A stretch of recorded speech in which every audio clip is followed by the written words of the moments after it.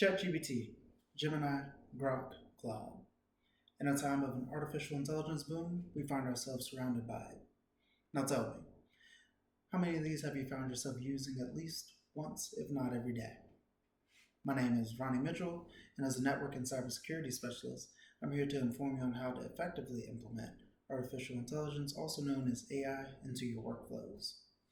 To be able to do that, I'm going to go over a couple things with you. That's going to be calibrated trust, selective appropriation, which will hopefully lead to an active engagement process. So starting with my first point, calibrated trust. That is when you or I, as the end users, will place a certain amount of trust to an application based off of what it's necessarily trained for. So if it was a psychology AI bot that I was using, I know that it's been trained on all the psych books, collegiate information, but if I was to ask it a random cooking question, it's probably not going to be trustworthy.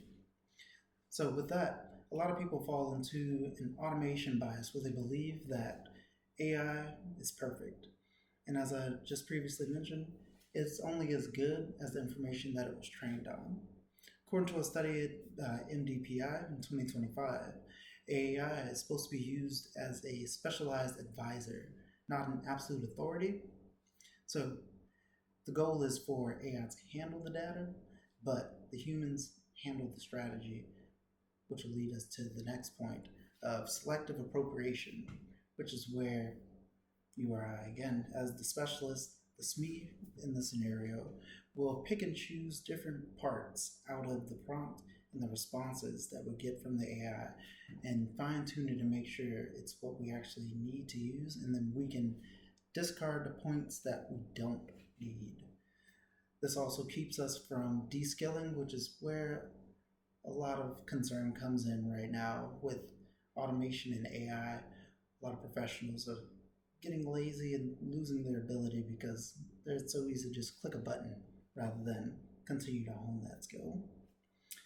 According to a study by 2025 Taylor and Francis, professionals who use a selective appropriation process, it actually enables and reaffirms their abilities, and they don't get degraded over time compared to those that just hit the button.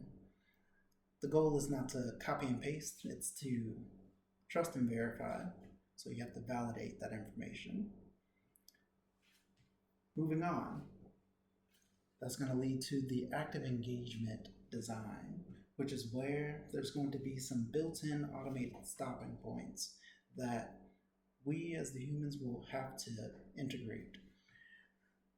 We'll put in our prompt, we'll ask it, hey, I want somewhere to go eat.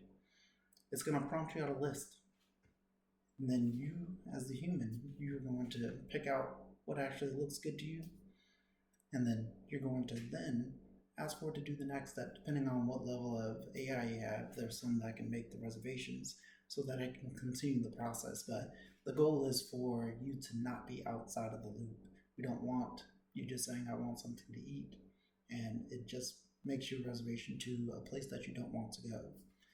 So the end goal is to have a human in the loop program where there's going to be these pause points where you or I would have to intervene and say, yes, this is what we want to do, this is what we want to accomplish, and you steer it rather than letting the AI steer you in this situation. So, in conclusion, I went over a couple things with you, starting with calibrated trust, leading to the selective appropriation, and with the hopes of ending up in a active engagement process.